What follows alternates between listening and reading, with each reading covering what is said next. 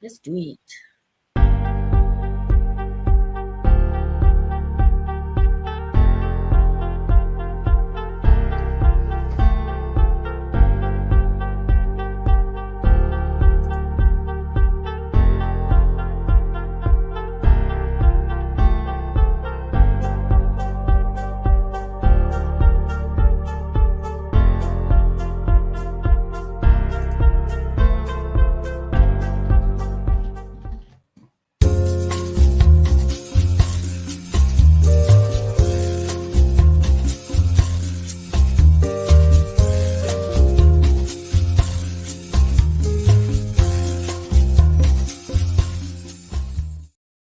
Hey, welcome everybody. It is Wednesday, 7 o'clock. Sci-Fi Distilled. Welcome back, Mary Beth, and welcome back, Bruce. How are you?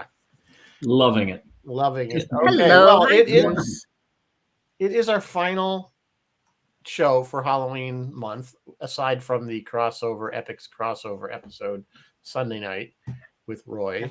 Okay. And we have decided by popular demand, this one was chosen by the group, by the viewers, to do Alien 1979, the original sci-fi horror film. But before we get to that, I believe we have news as usual. Yes, let me fly through the news because I want to get to Alien. Although I do have some things I would like to discuss with you guys in the news. I have 6 pieces of news. So number 1, talks between SAG-AFTRA and the studios have not been going well. They were suspended on October 11th, but everyone was willing to come back to the table this week. Yesterday was disappointing, but they're back at it today. Probably right now, as it is about 4 o'clock California time. SAG themselves came under fire from their own union members for their strict Halloween costume guidelines, saying no costumes of any characters from struck content. Instead, wear something generic like a ghost or a spider. This was met with pushback, and actors like Ryan Reynolds, Melissa Gilbert, and Mandy Moore and more were tweeting criticisms. Ryan Reynolds tweeting, "I look forward to screaming scab at my 8-year-old on Halloween. She's not in the union, but she'll learn." The studios may earn very, very, very, very small amounts of money. Like if you go to the official Star Trek shop and order from them the uniform, and they have like zero selection of uniforms, like none. They might make a tiny bit of money, but honestly, most of us, where do we get our costumes? Like cheap Chinese knockoffs. So it's not like the studios earn anything. So the actor's point is, well, this is not important, and the best way to show the studios we mean business, it is not the best way to show the studios we mean business because it doesn't hurt them at all. My costume that I'm going to wear Sunday and the costume I'm going to do Instagram both break these rules, so I don't get to talk. Did NASA just ruin it or just make it tougher for all mankind writers? Maybe, at least philosophically. In a recent address, Pam Melroy, NASA's deputy administrator, said the focus of figuring out ethics and laws on both the moon and Mars were of paramount importance. In her presentation called Creating a Responsible and Sustainable Universe, she spoke for the ongoing need to have serious conversations about making sure the exploration of space remained peaceful. Perhaps they saw a couple episodes of For All Mankind and got nervous. They thought maybe we'd go shooting Russians on the moon. I don't know. For All Mankind. Actually, up on the ISS, those guys get along really, really well up there. So I feel like space is going to be fine. For All Mankind's next season 4? Season 4. 5, guys. On the 10th. Season 4, yep. Debuts November 10th. Yes. So, guys, what do you think? Does that spoil your enjoyment of All Mankind? A show that prides itself on realism? Yeah, I don't see that as it affecting the show one way or the other. Not at all. Yeah. Not at all. No, yeah, First of all, the show is complete fiction. Yeah. Hello. As far as history goes. So, we don't know what transpired or what if had those events happened in real life, where we would be today with it. So it's all moot. I mean, they had already declared the moon as nobody could own it. Even though our flag's the only one up there that anybody actually physically stood there. And I imagine they would probably try to come up with the same agreements for Mars. But, there's going to be conflicts. Once we move permanently onto these places and actually have permanent colony, people are going to live there. You always see that eventually you're going to say there's going to be conflict with Earth. You know what I'm saying? And It's the new 'cause world that's all over that's again. the Just plot of like The you know, Expanse. you know, Yeah. they'll be dumping tea into the crater or whatever at some point and go out there. But, you know, seriously though, but you know what I'm saying? It's the same thing. It's just now on a grander scale, but it's basically colonization, and eventually those colonists will want to become independent. Hey, send the Canadians there first. We'll keep it peaceful. All right. Moving on, number 3, another game show. So not game show, just a game. Another game turned TV show, Fallout, is coming. Amazon has announced its highly anticipated, huge budget video game adaptation will be on Prime, and it will debut on April 12, 2024. Number 4, Bodies. Bodies is currently the most popular piece of content across all of Netflix, according to Flix Patrol, having just debuted on October 19th. The problem is I haven't heard neither of Bodies nor Flix Patrol, but I might go look at Bodies. The premise is that the same body, the same dead body, turns up in 1890, 1941, 2023, and 2053 in a murder investigation. Bodies is an 8-episode show. It's written by Paul Tomlin, who has previously worked on Torchwood, and it is based on a 2015 DC Black Label graphic novel called Bodies by Cy Spencer. I don't know. What do you guys think? You gonna check that out? I might. Sounds kind of interesting. More time travel stuff. No, not more time travel stuff. More time travel stuff.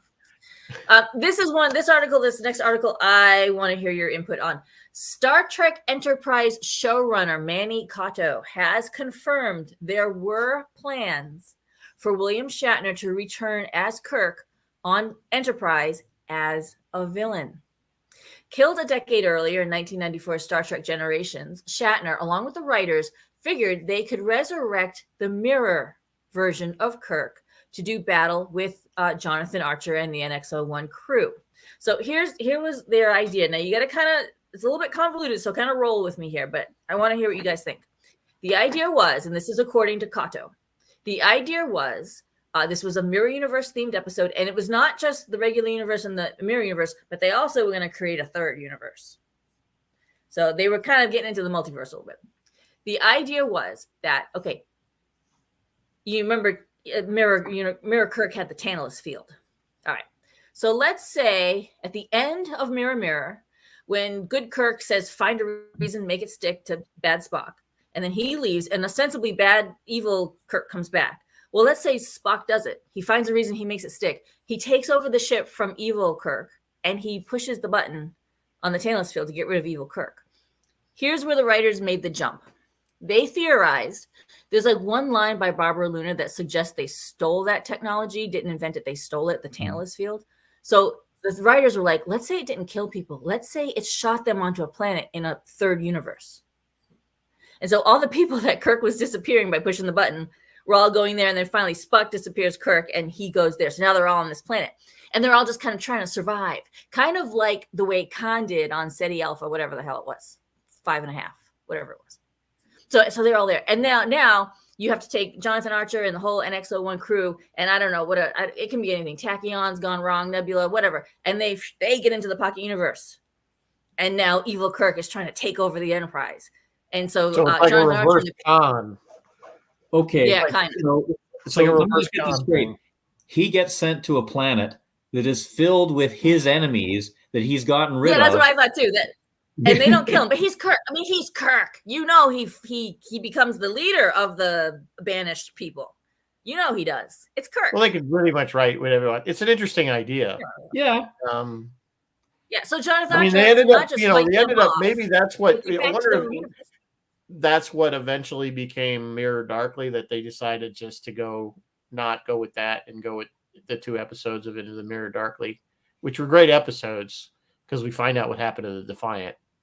Mm-hmm. Yeah. So I think that just went a little bit too far, and yeah, it was a lot of that's a long. That almost sounds like a fan novel. Yeah. To me. Yeah. This was from Manny Cotto. I think that may be the case, and it may have been, we don't know how serious was it written. Was it just something that they, as they were eating donuts and drinking coffee in the writer's room and said, what if we did this? Or because Shatner said he wanted to be on an episode, and they're like, well, how the hell do we work him in I mean, as it's Kirk? such a convoluted. That's such a convoluted premise. there's that a would lot probably of be there's a lot of 3 moving or parts 2 there. or 3 episode arc. Oh yeah, and they did a bunch of those in season 4. Yeah, They had a bunch of like multi episode that followed the same, like little mini arcs. But yeah, I mean, sadly, we never got to see season 5. So, I just wanted to see the refit. Yeah, we all did. I want to see the refit fly. So anyway, I want to see more Andorians. Thank you. Well, that too. We want more Shram. We wanted more. Not enough we wanted Shram. more Shram. Yeah. All right, guys. Finally tonight, last piece of news: a sci-fi museum owner is to be the subject of his very own documentary. No, it's not James, but he should be. England's Neil Cole, a Doctor Who historian, monster restorer, and all-around artist, is the subject of a new documentary by Real Time Pictures that begins filming in November at the museum, at Neil Cole's museum, the Museum of Classic Sci-Fi. This documentary will look at Neil's lifelong crusade to save and restore the original screen-used monsters, props, and costumes from the classic British sci-fi Doctor Who. He deals primarily in the 60s era stuff. His story kind of parallels James, sort of, except no Elvis. He was given one of the original Cybermen helmets from back in the 60s, and he restored it. And then others who had bits and pieces of Doctor Who paraphernalia all came to ask for him for help, because much of that older stuff was in private hands, and they did not know how to take care of it, and it had all like deteriorated. So he began to work on that, and that's how he rose to fame. And now he has a museum of Doctor Who stuff. Guys, our sweatshirts and stuff, I just bought my little baby nephew a Sci-Fi Distilled t-shirt for Christmas. Our spread shop is having a 25% off sale. I'm going to drop the link in the chat. Today is the last. Today or tomorrow. Maybe tomorrow. Yeah, I had posted it. So if you go back on our Sci-Fi Distilled Facebook page, it's on there. It's not very big. I didn't have a graphic to go with it, but it's there. So and I think if you're going to grab anything for Christmas, today or tomorrow might be a great day to do it, because it is 25% off.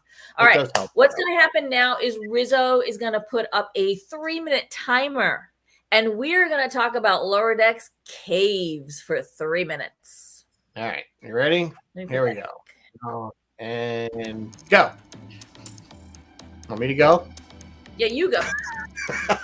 So this one was all about caves, or a cave. There are now Lieutenant JGs are assigned to do a cave survey, which they're all kind of like, oh no, not another cave survey. These are so boring.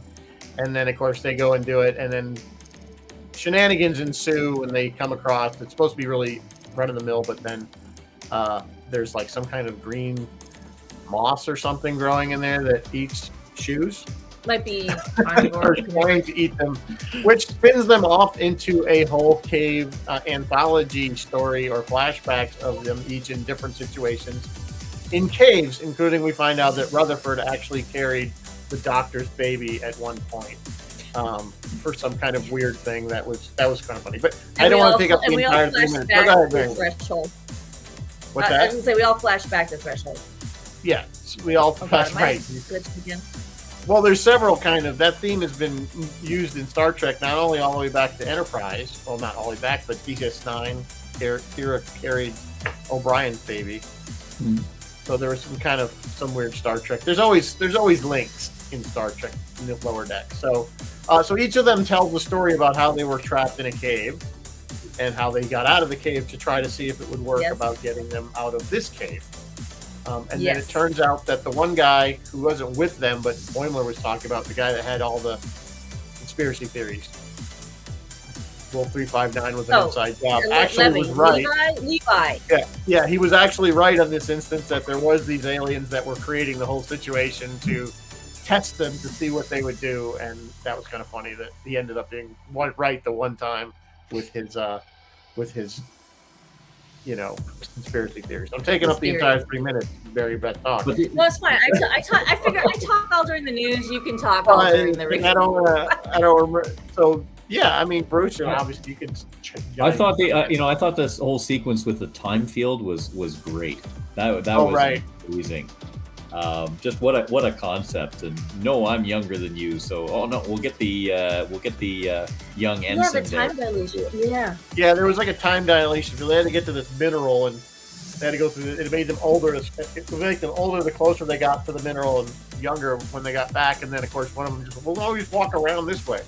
There's like another way around to the other side. No, there was another deposit over or another here. deposit or something. Yeah, it's like, why don't we just get that one instead? So typical lower deck kind of silliness. But we all in the end we find out. Right, in Tendy's story, which wasn't a cave story, which was them all in Turbo Lift, was how they all ended up together as friends. Yeah, it was just really sweet because she loves her friends. Yep. All right, let me get rid of this. Do we have a drink? Do we have something to drink while we are? Do. And I thought it was appropriate. Called alien acid. Oh, there you go. Like the blood of the alien. This is actually a punch, so if you see it makes quite a bit. 2 cups of pineapple juice, a cup of lime sherbet. This is if you're having a Halloween party, this is probably a good one. Orange liqueur, which could be like Cointreau or even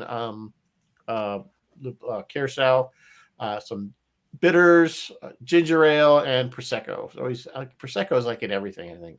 And there's the instructions. Basically, you mix some of it and then you add the sherbet and mix it up. Pretty easy. Sounds good. A really good. Yeah, sounds delicious. And it makes extra. We have a really good crowd out there watching tonight, so it's a good thing we have extra drinks. Hello to Bill. Hello to Jeff. Martin is here. The Shadow is here. Captain Phil is in the house. Who else is here? Kent Schmidt is here. Kent and I were talking this morning, and I asked him, and he had no answer for me. What are lightsabers? They're not lasers, because lasers would just go on forever. They're fictional swords that cannot exist. How do they make it light up and then stop? That's it, because you can't. That's the point. I would like a lightsaber, please. Was it Mythbusters? Somebody actually made what they called a real one, but it was still a rod that became basically a laser. It was like a plasma cutter. Bill somehow, but it would says cut plasma. just about anything. Chris says plasma. Yeah, it's supposed to be plasma, but I mean, how can it cut through things and also be, if you hit it with another lightsaber, it the physics of it is all wrong. But that's Star Wars. Yep. There's nothing there was only. So one, I was watching something today. Don't confuse Star Wars with science. Come on. No, it's fantasy. But there was one funny thing. I was actually watching Neil deGrasse Tyson give a talk, and he was saying the one thing that Star Wars got right. The only scientific thing they got right was in episode 4 or Star Wars, the original movie, is when Luke is kind of at night after R2-D2 has kind of, before we find out that he's taken off and he's looking at the twin sun setting. He's like, that would be accurate in a twin star system where the planet orbited both stars. Okay. So I just think it was just interesting that was the only scientific thing that was accurate in the movie. Well, it's hot and dry in the desert. They got that right. I get that. Yeah, I guess moisture farmers. I don't know why. Why would you live on that planet Martin in the first says place? it's made out of midichlorians. Midichlorians was hand down the worst thing they ever introduced. Yeah, we don't speak of the first 3. No. We do not speak of the first 3. We don't speak of them. So anyway, all right, everybody's here. All right, let's do it. Everybody is here for our favorite movie. Actually, you know what, you guys? I think I like Aliens better. Well, okay, you're both off the show. I realized when watching Alien, I realized I had seen Aliens more. I've seen it more. Okay, yeah. The thing is, Aliens, they're two. You can't compare them because they are the same universe, but they're very, very different films. One is all about tension, and the other one is more just action. Just the one has Bill Paxton screaming. Bill Paxton. I mean, there's certainly more humor in it. There's like no humor in this movie. There's more action at all. There's nothing funny in it. I can't think of anything that was funny. But when this film came out, 1979. Okay, so this is still. This is a long time. What is it? God, how many years ago now? It's quite a bit. It's quite old. I was 13. I was only 12. I didn't see this in the theater. I was definitely too young. It was funny. I was thinking about this movie and I was rewatching it. And I'm like, well, it's not as scary as when it maybe the first time I saw it in the 80s. I did see it shortly when it came out on VHS. I think it's probably the first time I saw it. And I was thinking to myself, it's so different how movies have progressed. I remember because we don't see a lot of we see the intent of the alien to kill, it moving, its mouth coming out. You don't see a lot of it actually attacking physically. No. It's a few quick shots that are so quick you really can't tell what's going on. Which was smart. And then how much, with modern movies today where we see every graphic little detail of somebody's death. Yep. I mean, even on television. The Boys. Or Gen V. The Boys or Walking Dead, or some of those where they get, and I sort of think about, okay, this movie was pretty, scary in its time, and Jaws, remember, was scary in 1975. People weren't really saying the same thing. And you watch Jaws now, and it's almost, if it wasn't such a great movie, it would be almost comical. You know what I'm saying? This is not comical. Let me just finish my point. You keep going back, but then jump even further back to Psycho, and remember how controversial that movie was with that scene where she gets stabbed, and you don't actually see her get stabbed. You just see the blood running thing and the shower getting, and that's it. On the top. And that was considered over the top. I mean, consider where that one was and where we are today with what we see. No wonder when we go back and look at these older films that we go, wow, these really wasn't that scary, or really was, but it was at the time because it was all relevant of what we were used to seeing. That was my point. A little long-winded point, but it was. Well, I came at it in a unique way.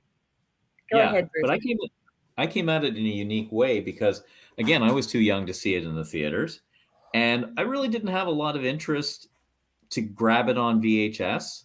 So I actually saw Aliens first, and then went back and saw Alien. And I must admit, it was on a crappy, previously viewed copy that I think I got for Christmas or something like that. And I couldn't tell if I wasn't supposed to be able to see what was going on, or it was just the bad quality of the tape. It's a very dark film. I mean, physically dark. Absolutely. Yeah. But I get that. I envy people who saw Alien first, because you don't know what the creature looks like. You don't know what's going on. And to me, once I saw Alien, it was like, okay, I've seen all of this sort of before. And the other one that I was really familiar with, being a bit of a Whovian, is The Ark in Space, the Doctor Who serial from the Fourth Doctor, which had, amazingly for Doctor Who, with the creatures the creatures coming in and infecting the colonists and changing them and stuff like that. So to me, when I saw Alien, it was sort of like, I've seen this, done that, and just get the damn shotguns out and blow them away. Come on. Well, again, and that's the difference to me is, these guys were blood was acid, and just blown away. Yeah, their blood was acid, so you be careful when you shoot them. But the key, the thing is, these were just truck drivers. These guys were not military at all. They didn't really have any real weapons. I mean, they had these flamethrowers that they cobbled together. So, the one alien certainly had an advantage. Now, when you get to Aliens, there's hundreds of aliens, but now we have Marines with all kinds of firepower. So, that's the big difference in these two films, where we have armies of these things getting blown away because we have, had the Marines been on the Nostromo, it would have been a real short film. Absolutely. Kill the one, we're done, and that's the end of it. Exactly. Phil is saying they took a page out of the Jaws playbook. You don't actually see it. Absolutely. Yeah, because what goes on in your mind is infinitely more scary than anything the filmmakers can show you. And he's saying, and since the mature alien is basically a guy in a suit, it's really important for us not to see that. I want to talk about that guy in the suit. He's an interesting character. And he says the way the egg is implanted is straight out of Freud. Yeah, this movie has a lot of psychological and sexual overtones. We don't need to dive into all of them. We can just admire the great practical effects and stuff like that. Unless you guys, want to go into a deep psychological dive tonight. But this movie actually, and I love this movie. I think I'm with you, Bruce. I think I saw Aliens first, and and it's like, Rizzo, it's your theory of whichever one you see first is the one. Yeah, and I was going to mention that when he said that. Yeah, it's whatever one you see first. But again, I love Aliens. Don't get me wrong. I think Aliens is a great movie. I love this movie. I see the intellectualism of it. Here's the thing. It's kind of like when people, I love the original Star Wars film. It will always be my favorite film in that IP. But I have to admit that Empire really is a better film when you actually break it down. Yeah. But Star Wars is still my favorite film. And I wouldn't say that Aliens is necessarily a better film than this. I just think they're too different, and I think they're both excellent. And it's probably one of the few times where we have an original that was popular, a sequel that was equally popular, if not more so, and yet was completely different. It wasn't just a remake of the original, where they went in a completely new direction with that. And then we don't talk about 3 and 4. It's one of the rare occasions where it's one of the rare occasions where the sequel makes sense following off. You know what I mean? The storyline makes sense. It picks up right. It picks up right where this one left off, albeit 50 or 70 years later when they finally pick her up. With the harpoon gun still jammed in the door. Like it picks up right there. So anyway. Yeah, they pick her up, but it's 70 years, 50, whatever it is, years later, because she's been drifting in space for a very long time. It wasn't just like a month or something like that. She was there for like 50 years, I think, if I remember from the beginning of Aliens, when they finally pick her up. 50? So that's how they was able to get the colony. Now, here's another inconsistency between the two films. When they first they get the signal to go to the alien planet, they call it a planetoid, and they only say it's 1,200 miles across, meaning it's basically an asteroid that they land on. And then when they get to Aliens, it's a full-blown planet, and they're terraforming it. So there's a little bit, if you want, there's a part, I noticed it this time when I watched it around. She's like, it's a something planetoid. It's only 1,200 kilometers or something like that. So it's very small. 1,200 kilometers and 1,200 miles. So, I'm going to go back and watch Aliens again now. Yeah, I mean, but anyway, the key of this film is the tension that it just is always, you're under tension almost from the beginning. And I loved the scene. I said this last week when we were talking about Underwater. I love the scene with Dallas in the air shaft, and they're like tracking this thing by motion, and then it just stops because it figures like it's intelligent enough to know to outsmart these guys. You know what I'm saying? Is it sentient? I don't know, but it's clearly smart enough to know what they're doing to try to get it, and it outsmarts them at every turn. And the fact that they're like, it's got to be right in front of you. How do you not see it? It's that. And then, of course, boom, he comes out and grabs him. And then I've seen this movie many times, and I still, for some reason, the Tom Skerritt one, for some reason, I jump at that one every time. Jump at that one. I want to talk about a few things that make this movie awesome, huh? No, there's a bunch of jump scares. Even when Jonesy jumps out, the cat jumps out of the thing. Oh, yeah. Yeah, so she freaks out. I want to talk about some of the choices these people made to make this movie awesome, and what you guys' thoughts are. They chose to make it not old, but used, lived in. The Nostromo is clearly, they've been there for a while. And they also chose to make it super claustrophobic, cramped tight by showing both the ceiling and the floor in shots. Like usually you don't see a ceiling. Usually it's like our set tour. Like you look up and you see another ceiling, the high up ceiling. But they showed ceilings, and it added to the tightness. They had sets. They had the complete set enclosed, like the full Nostromo, and you could walk all around it. Like when you saw the it's kind of like the set tour, except imagine a ceiling on the set tour. Yeah. I mean, it was done really well. You wonder to think of why would a spaceship be so dark, and like I said, the water dripping everywhere, but it was considered a commercial cargo vessel. It wasn't really supposed to be a very fancy ship of the line. Tugboat. Yeah, it was just basically, so but they had to keep it, again, they kept it dark again to not only build the tension, make it scarier, but it also hides all the cheesy, like you said, the guy in the suit kind of thing. It makes it harder to kind of pick out the stuff that's not quite that great. That's just an old trick. I mean, make it dark, and of course, steam everywhere. I mean, everything. That's just a spaceship thing. Why is there steam venting everywhere? It's steam venting. Well, that was another thing. When they get up, when they first wake up, they're all smoking while they're eating, and I'm like, I don't know if you really want to do that on a spaceship with limited oxygen. Maybe they had, maybe in the years. I don't know how many years in the future. This is quite a bit. It's at least 100 years from now. 25 something. I don't know. Does anybody remember in the chat? You're right. This is futuristic, but yeah, I noticed that too. Everyone was smoking. I was like, all right, whatever. Yeah, I mean, it was the 70s too, so it probably made more sense to them. You wanted. I mean, one of the things that this movie really did, and it sort of harkens back to the original series in Star Trek, was the fact that you felt included. These weren't, some top-notch scientists and stuff. These are blue-collar truckers. Could be any of us in there and stuff like that. And quite frankly, I think those of us who are old enough to remember forget how blue the air was back in the 70s, from people smoking. So to me, it's all part of that capturing the sort of everyday reality of the situation. Yeah, I think it was set in 2122. Yeah, it made them. Yeah, so about 100 years. No. Yeah. It did make them look like average Joe kind of thing, and I loved it. And I love the argument. The one, Yaphet Kotto's constantly they're arguing about their bonus. Like how come we're gonna get more money? That's so relatable. Like people like that, right? Yeah. And like Tom Skerritt said, you're gonna get what you agreed to. Or why the hell are we going to go answer this signal? Because you lose everything if you don't. Right. Yeah. If you don't do it, your contract. Which this is very almost 2001 when you think about it, because they sent them there ahead of time. They knew what they were sending them to get. That's why they put Ash on there in the first place, was to ensure that the company that they would do that. He would secure the thing.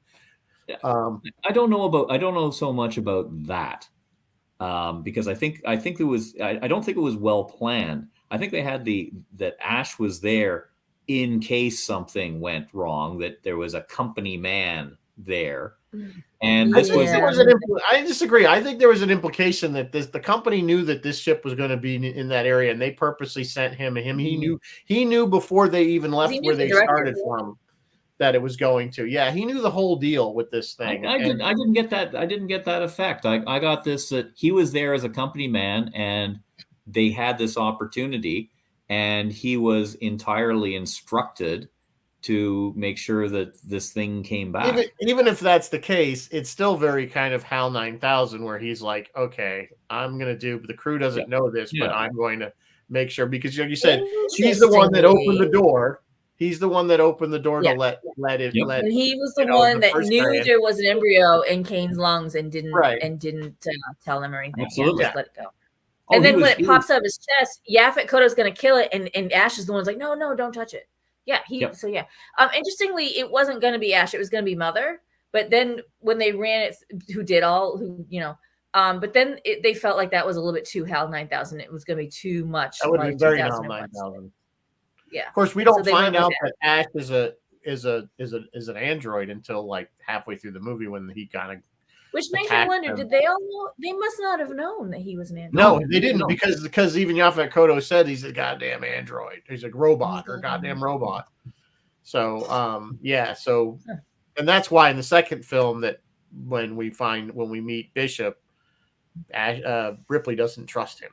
Yep. Don't like the androids. All right, let's talk about some other choices they made that made this thing really freaking awesome. Some of their artist choices that added to the overall look of both the ships and the aliens. So they used Mobius. We've talked about Mobius before when we did Heavy Metal. HR, is it Giger or Geiger? I think it's Geiger. Geiger. That is a weird dude right there. He does. He definitely has some interesting art, because all his art prior to this has that same look. Yeah, it does. Ron Cobb and a few others, including Brian Johnson, who was just coming off of Star Wars. In fact, they said that I was watching one of the behind the scenes things, and it said that in the docking clamp where the Nostromo docks to the refinery, in that docking clamp are some discarded R2-D2 feet, R2-D2 rolly feet in there somewhere. I personally couldn't spy them, but people who are smarter than me and who can hit pause faster probably can. What do you guys think about the choice, particularly of H.R. Geiger and the look of this thing? I love it because it's so alien. You know what I'm saying? It's really, when you think about it, we kind of look at it today and we're like, oh, that's alien. We know that's the alien thing. But at the time, and again in 1979, that was very bizarre. Yes. And it was very alien. And they shoot it in such a great way that you actually can't discern most of the time that it is a man in a suit. That man's name was Balaji Badejo. They had been interviewing all kinds of people to do this, including Peter Mayhew, who was just off doing Chewbacca, and basketball players, and no one worked. And they literally saw this guy in a pub in London. They were like, hey, and he was like, all right, sure, whatever. He was from Nigeria.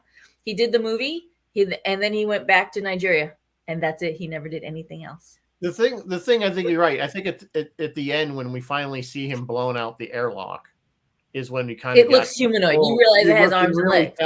Yeah, that it's more humanoid. But most of the time, it's the tail, the way the tail whips around, and the way he got Lambert.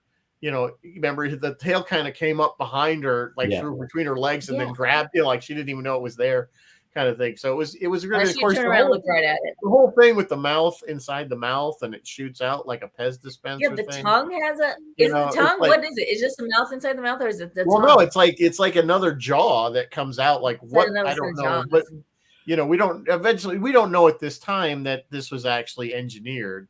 This was an engineered creature and not a naturally occurring. Of course, we don't find that out till they do the Prometheus, until way later. Prometheus is when you kind of find out. Which is, movies later. Which I didn't really care for Prometheus, but that's not. No, nobody does. I gotta admit, you just mentioned Lambert. She's my least favorite character. I do not like her. She's always crying and screaming, and she's useless. She was horrible. She didn't want to do it. She didn't like how weak the character was, and they were like, "No, you represent the audience. You're the stand-in for the audience. You're gonna feel what they're feeling."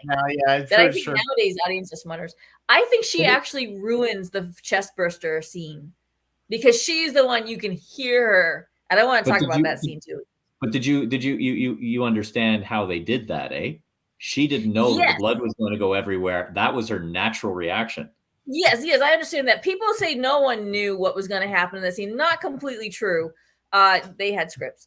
And also they tried to do it the first time and the alien didn't quite come out.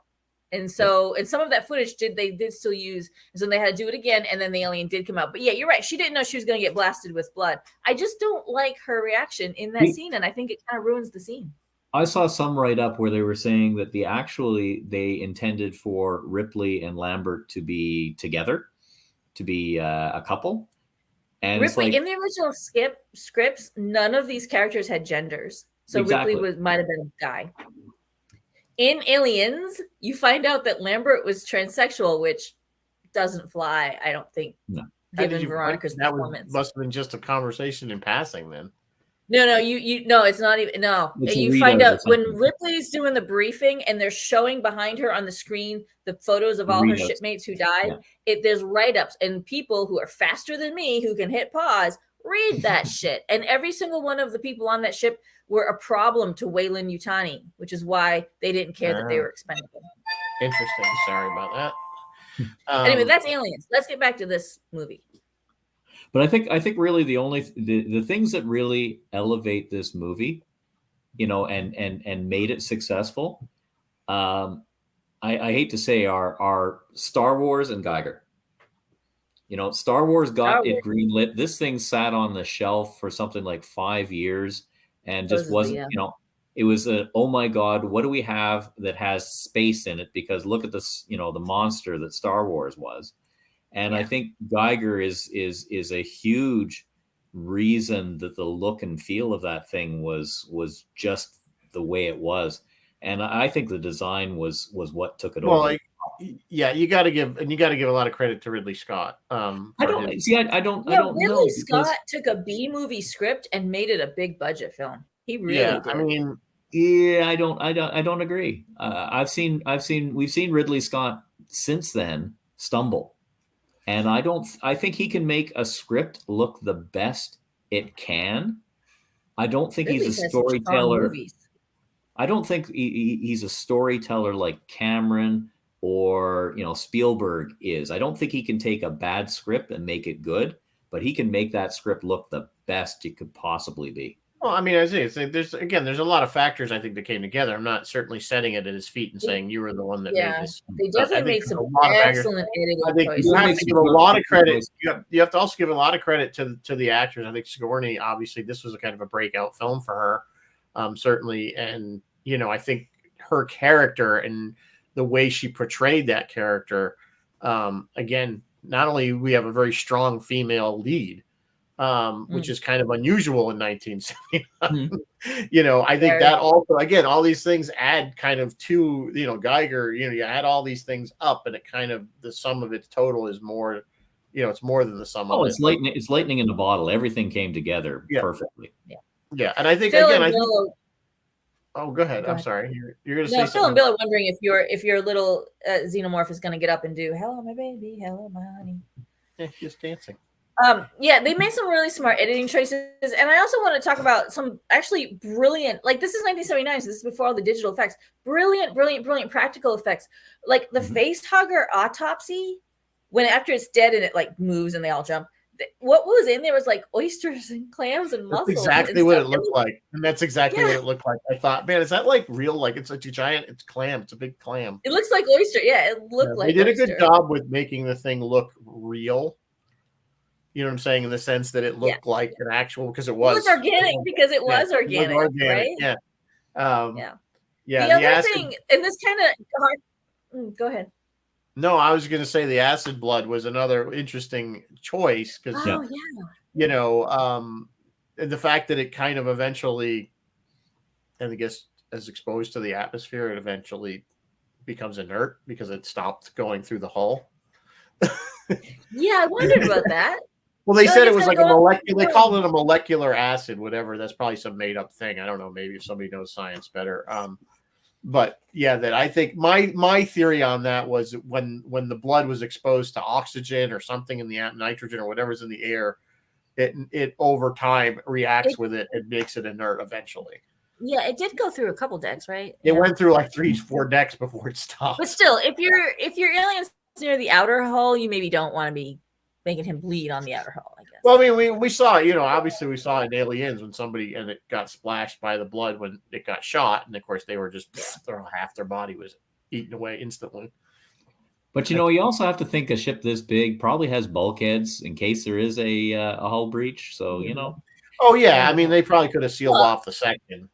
It ate through the alien ship too. So let's. I'm gonna harken back on to the Rick HR and Morty. If you drop a lightsaber straight down. Yeah, it just keeps going. It just keeps going down. Just keeps going down. So they go down to this planetoid and they're checking out this alien ship, and there's this alien pilot, and that kind of harkens back to H.R. Geiger and stuff. Like, what a cool design! Like, I love the I don't know, was it a U? I don't know what the shape of the ship was. Like a horseshoe. It was like a horseshoe, yeah. And then he's cool, and then Prometheus kind of ruined it, but it was really cool. And like, if this is all you've seen, you're like, oh, we're finally seeing something really different and cool. And the alien pilot or whatever he was is in that chair, and you really couldn't tell what was alien and what was chair. But it just was right. They make mention. It looks like he's part of the chair, or he's grown into the chair. Part of the chair. Yeah, he looked like that. Yeah, this movie, and that ship looked so visually different than the Nostromo. The Nostromo was all hard angles and metal. And here's the thing: when you're getting to that point in the movie, when they find the astronaut, the ancient astronaut, and they clearly could see that something had. They even said it looks like something blew out of his chest. Yeah, red flag. Red flag. And the hole in the floor was the acid. Yeah, and then they go and then they find the egg chamber, and of course, let me go. What's this? And it's moving. I wonder what this is. Who does that? Luke Skywalker does it when he gets a lightsaber. Luke Skywalker does that when he gets a lightsaber. Look at it this way. But I'm just saying, there's a lot of red flags that they probably should have just said, you know what, we're out of here. This is I don't care what it is. But that ship, that whole scene of them coming down the elevator and walking across to get in the alien ship, they couldn't get their perspective right, and they couldn't use adults because the adults looked too big. It was forced perspective, so they had to use kids. It was actually little kids walking to look shorter to make the perspective work. Anyway, that's neither here nor there. No, I already read that. That is funny. So we should go over the cast. We haven't really talked, but go ahead, Bruce. But you got to admit that the creature design was much better than Dan O'Bannon's previous film. Are people familiar with Dark Star? Which was Dark Star? Yeah. Yep. So the beach ball with Dan O'Bannon. I don't know Dark Star, but I usually enjoy Dan O'Bannon. Oh, you got to see Dark Star. I've got it on disc. Maybe I'll No bring it relation, down. by the way, to Rock Neo Bandit. Anyway, in the cast, of course, we probably the top star in this is Sigourney Weaver. Again, this was when she was very, very unknown. I think at the time, nobody knew who Sigourney Weaver was. And as Ripley, and it might have been one of her first big films. Sure, I don't know if it was her first thing, but it was one of I haven't looked at her list of stuff, but what a great casting choice. She worked out so perfectly. She's obviously the favorite character. She's the heroine, the only one that lives besides the cat. She had auditioned for and did not get Princess Leia, so this was literally like the next thing she tried for. But yeah, she's so well suited to the role. She is not suited to the Princess Leia, right? No, well, she's played softer roles since. I'm thinking she got, she was kind of typecast a little bit. I think after this is kind of the hero girl, but Ghostbusters, anybody? Sigourney, yes, Kent. Sigourney was in the best Star Trek movie ever. She absolutely was. I have one job. It's stupid, but I'm do it. That's true. In fact, no, I love this movie so much, and I love the character so much. I literally named my dog after her. So I have Ripley, and she's right here. So there's that. That tells you anything. Of course, Tom Skerritt again is another workhorse of we know from Top Gun and tons of stuff. Tom's been in lots of stuff. Is Tom Viper or Jester? No, Jester is Michael Ironside. Michael Ironside. Yes. Okay, right. so he is Viper. Okay. Yeah. And then John Hurt, who's like another hardest working man in Hollywood or something. God, John Hurt, how many things? And the other thing I noticed with John Hurt, he's very young in this film because obviously this is how long ago. John Hurt looks old even when he was young. He looks like it. He just looks old all the time, no matter what he does. Yeah. It's just like his face. He just looks like an older man. Of course, he's great. He's been in a ton of stuff. He did a good version of 1984. If you've ever seen that, just lots of stuff. He did play one doctor for that one episode. He was the war doctor. I think we've talked about that. And then going on, Veronica Cartwright, who played Lambert. She's done a bunch of stuff. When you see her, you kind of like, oh yeah, I know her. She's around. The other thing, and she's been in tons of stuff. Not one of those people that you know her name. You always like, yeah, I recognize her, but I don't know what her name is. She's also the sister of that Angela Cartwright from Angela Cartwright looks like her sister, and you know who her sister is. Yeah. So, and then Harry Dean Stanton, who played Brett, he was the first guy that gets killed. Oh my God, Harry Dean. He's in everything. And he's been in a lot of stuff. He usually kind of plays like a same kind of character too. He always seems to, but I guess they're reminding us John Hurt was Caligula and Elephant Man. Yeah, John Hurt did a ton of awesome. He's done tons of stuff. Oh my God, it's all of the actors are really hardworking actors. Yeah, they all are. They really is. If you listen to the films they've all been in, there's really not. I mean, until you get down past Yaphet, there's really not. I mean, Yaphet was good in his day too. He's gone now. Yeah, too. no, Yaphet. He's done tons of stuff. Yaphet was almost Picard, right? Wasn't Yaphet in the running for Picard? That's what you said earlier. I don't know that for a fact. Maybe somebody watched. I'm pretty sure. Someone double check that for me, but I'm pretty sure Yaphet was in the running for Picard, which would have made a really interesting Picard. And then Ian Holm as Ash, who Ian Holm, Bilbo Baggins, make that scary face. I love Ian. He's in a lot of stuff. He's the priest in Fifth Element. Oh God, that's right. That's right. You're a monster, Ian. George. I love Ian. He's in all kinds. That to me is one. I think that's my favorite role for him. It was that character because he was kind of funny and serious. He was trying to be serious, but he was still funny at the same time. The whole movie was just great. Of course, we've done it. If you guys haven't seen that, joined us on our little journey of Sci-Fi Distilled. It was like the first or second movie I think we ever did on this show was The Fifth Element. So, and then of course we just talked about Yaphet Kotto. Yes. Of course, he was a James Bond villain. Yes, and he wasn't going to be Picard. He was going to be Lando Calrissian. Really? Could I see him as Lando? Oh, really? I'm pretty sure he's going to be Picard too. I'm not sure I could see him. I'm not sure I could see him as Lando. He turned it down supposedly. Oh, really? Yeah. I think Billy D makes a very good. I mean, I think that was a good choice because he was supposed to be he had that air of being kind of a scallywag, kind of that.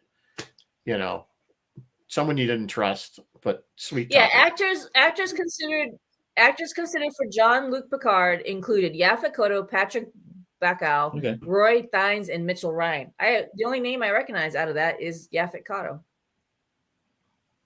Yaphet Kotto turned down the role as he was concerned about shifting his career over to television after having a prolific film career. He would later regret the decision, calling it a wrong decision. Yeah, well, that's, but you would have thought by knowing how popular Star Wars was probably the time that they were casting that, that was probably a mistake to turn that down. Because Star Wars was already a huge I don't hit. think they knew. I don't think they knew if it How would did they fly not know? or not. Star Wars, by the time they did Empire, we didn't know about Lando until Star Wars. movie. Yeah, Star Wars. Star Wars. I thought you were talking about Next Gen. Oh no, not Next Gen. So, but we were almost a decade before, not quite. So anyway, that rounds out our cast. Like I said, quite the film overall. I mean, I love this movie. I still dislike watching the part that comes out of the egg. I hate that part. Yes. Yep. I still cringe. I'm like, it's coming, but you're like, just don't look in there.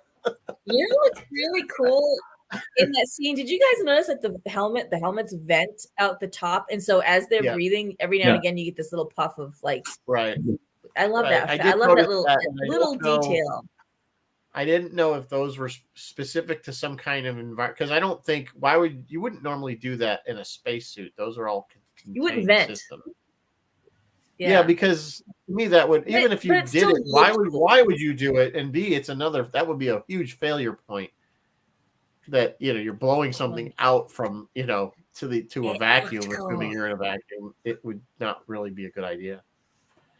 So I don't know why they did that. I guess it was just for effect, like all the other steam blowing everywhere. The movies, it's visually, like I said, I think I agree with Bruce. I kind of regret not being able to see it in the theater, because I'm sure it was much more vibrant. It was more sharper. And even watching it in HD on a television, I think it loses quite a bit. It's just hard to see what's going on. And I know that was partly intentional to make it difficult with all the flashing lights, the strobing, the steam, water flying everywhere, and the quick shots. It was designed that way to not only, give the form of action and tension, but it also covered up a lot of evils. So I don't know what Phil is showing. Phil, I don't know what that link is for. But apparently it's something that Phil wants us to watch. It's probably for the high school. A few years ago, New Jersey High School did do a play, an alien play. Phil is also reminding us that this is loosely based on the short novel Black Destroyer. I'm not familiar. If any of you guys are, clue me in. By A.E. Van Vogt, which is part of a fix-up novel called Voyage of the Space Beagle. It's not the Space Beagle. Yes, is it the Space Voyage Beagle? of the Space Beagle, and it's Discord and Scarlet. Actually, is the part that they actually had to pay out $50,000 to the author because of the closeness of it. Oh, because he said you stole my idea. Yep. Yeah. Interesting. That happens every now and again. Chris LaRose saying it was terrifying in the theater. I imagine it was. I sure as heck didn't want to see it as a 12-year-old, because we didn't even talk about the advertising for this, which was brilliant. Oh yes. Oh yes. The advertising of the movie showed you all these rapid fire shots. But it was like pretty much was the egg cracking and the line, "In space, no one can hear you scream." I thought it was all these rapid fire horrific shots. There was probably different, but a lot of them were just. I remember just seeing the one with the egg, there was out of it.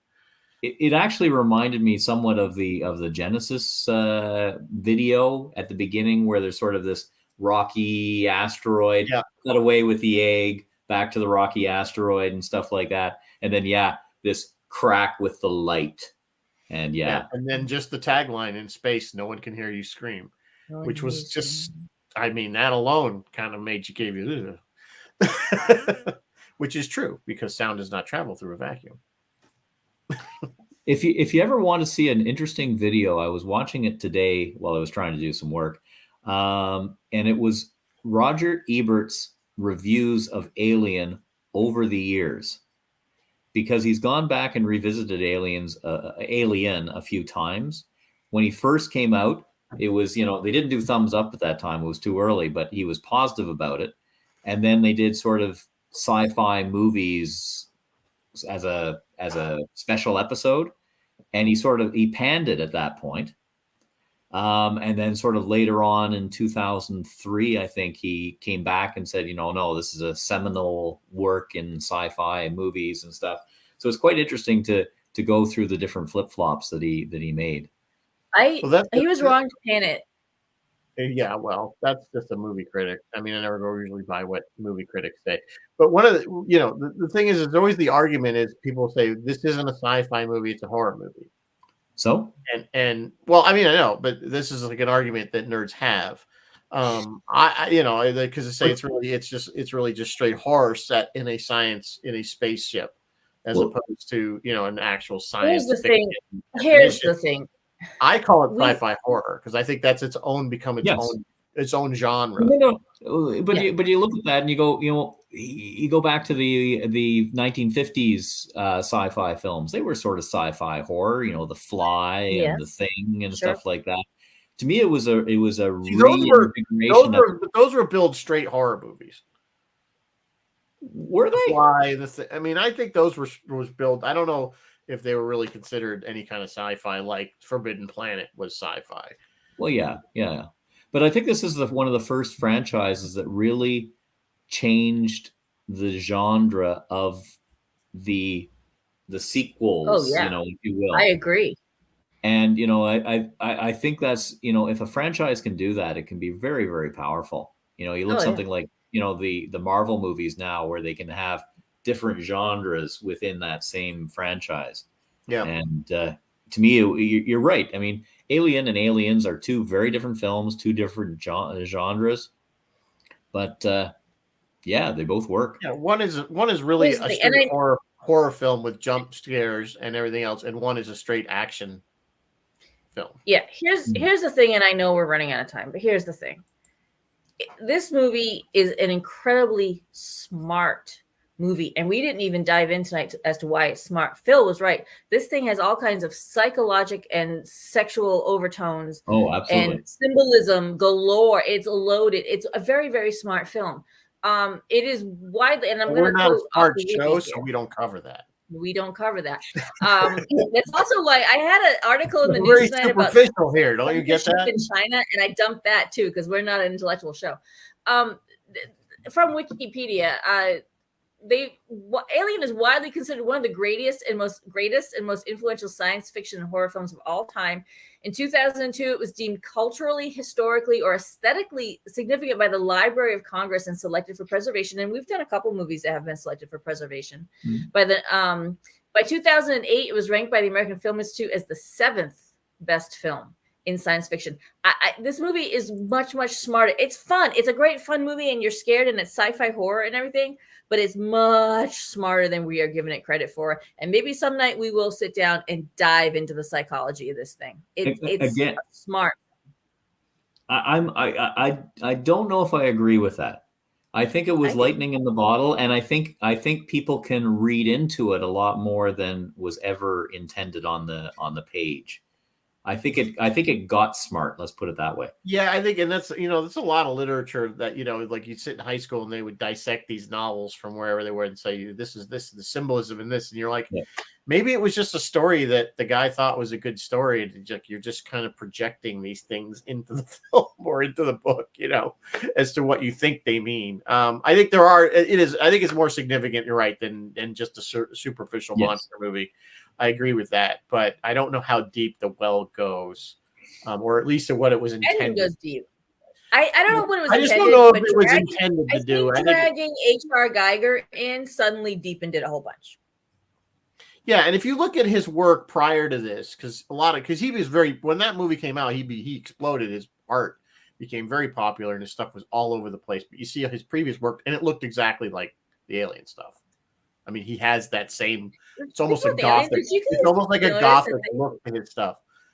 But the alien, when he hides in the ship, you can't discern him from the ship. He looks like Yeah, he's In all fact, well. the He's all camera, curled up. when Ripley first walks into the Narcissus, the little escape ship, the Narcissus. When Ripley first walks on the Narcissus, her eyes pan over, and the camera pans over, and it's right there. He's right there, and the camera goes fast, and none of us saw it. Nobody sees him there. Nobody. Until he sticks looks his hand like the ship. His horn comes out. When he's up against the walls and stuff, he's got ridges because he's got stuff that makes him look like he's part of the ship. It's a smart design.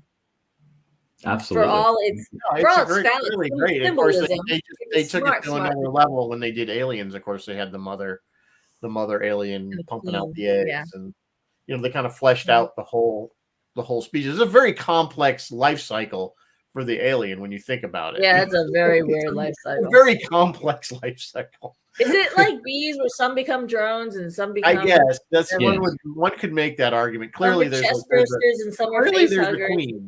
We know there's a queen that makes the eggs, much like ants or any many insects or stuff. So there's a queen, and then there must be the warriors or the drones or something. I don't know. But then you figure, remember, it makes the egg, which makes the face hugger thing, and then that plants another egg, and then the face hugger, and then that thing comes out, and it's another thing. It's like this whole very complex life cycle. It grows. Oh, it sheds its skin.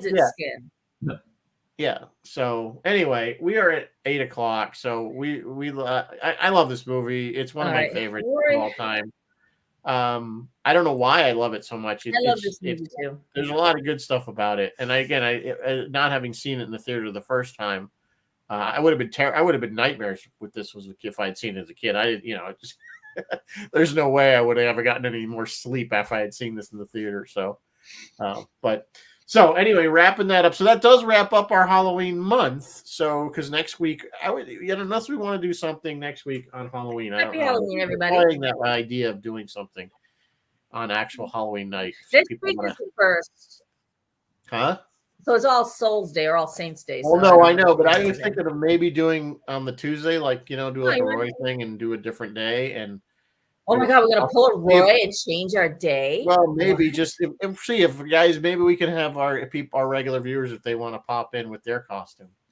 You guys don't want to come on with us Tuesday night? Because I don't know. We don't do anything. We don't do anything at Halloween here. Hey, I've got to hand out candy that night. So I mean, come on. All right. Well, anyway, it was just an idea. Yeah, everyone has to hand out. So anyway, but you not can see us in costume Sunday night at 7 on Roy's Sci-Fi Tie-Dye Corner. Did I get that right?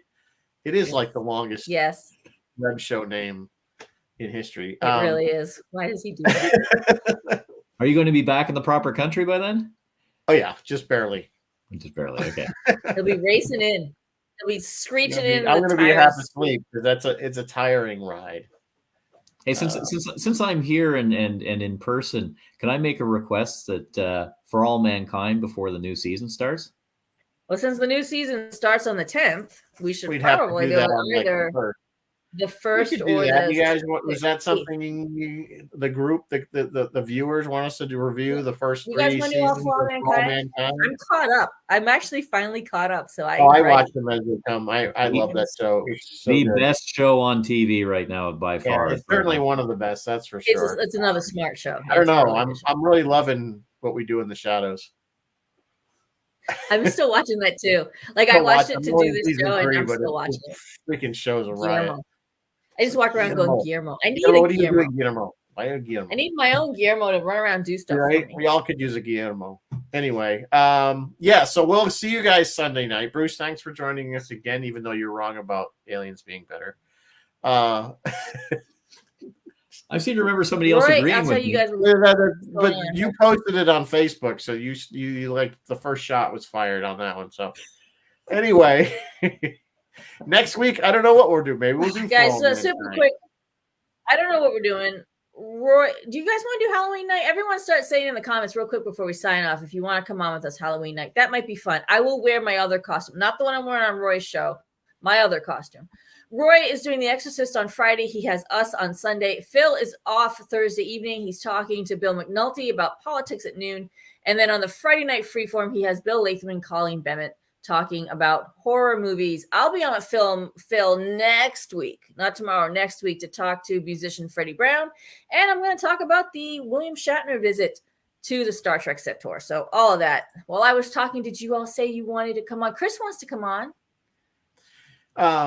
Yeah, I was going to say what the other thing is what we did Phil's show last Friday, was it, right? We talked about Strange New Worlds. If you want, I think we can post the link because Paul Levinson, who is also on, has a webpage and he has it linked there, so we can link to the link if anybody wants to. And I have it in my drive talk too. For 2 hours on Strange New Worlds, season 2. It was a good show. But then again, I was alone. And yes, Bruce was listening. Good. It was good. There was like 3 of us agreeing, and then Phil and Paul disagreeing with it was the 3 of us pretty much. Me, Mary Beth, and Roy. Phil agreed with us. It was Paul who was like, the opening gambit is, what do you think? And we all said basically the same thing. And then Paul's like, I got to disagree with the 3 panelists. I'm like, yeah, he always does. He always does. So anyway, it's if you're bored for 2 hours and you really want to, if you're having trouble sleeping, this is a good one to watch. If you are alone at the cottage, not doing anything, it's great to listen to. Yes, there you go. All right, so I will try to remember to put it on the page, to link that on the page so that anybody that wants to listen to it can listen.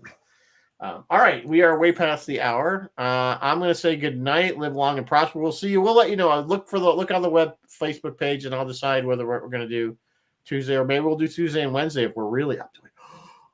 That's crazy. That's crazy talk. That's crazy talk. That's Roy. That's Roy talk.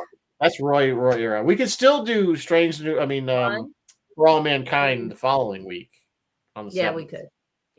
Yeah. Actually, you know what? I'm gonna go ahead and write that down now. For All Mankind. No, we'll just plan on doing that. The 7th will be For All Mankind. I don't know what the 1st will be, or the 31st. Or should we decide to go that route? Okay, great. All right. On that note, again, I will say good night again. So, good night, folks. Live long and prosper. Have a great, safe Halloween if we don't talk to you. Bye-bye.